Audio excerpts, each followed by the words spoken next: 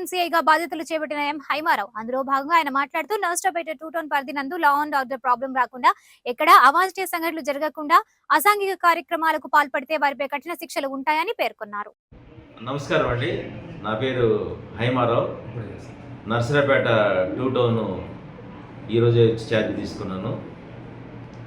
ముఖ్యంగా నా తరపు నుంచి తెలియజేసేది ఏంటంటే, టౌన్లో జరిగే విషయాల మీద కానీ, తర్వాత జనరల్గా పోలీస్ చేసే వర్క్ కానీ ఏంటంటే బేసిక్ పోలీసింగ్ అంటే patrolling, beat system, visible policing మరియు లా అండ్ ఆర్డర్ అంటే మెయిన్గా రౌడీజం చేసేటువంటి మూకలు ఎవరైతే ఉంటారో వాళ్ళని కంట్రోల్ చేయటం, తర్వాత ఈ గంజాయి, దొంగతనాలు, తర్వాత ఈవ్ టీజింగు, ఇలాంటి ఏదైనా సరే జరిగినా మా దృష్టికి వచ్చినా దాని మీద చట్టపరంగా కఠినంగా దాన్ని మేము అమలుపరుస్తాం.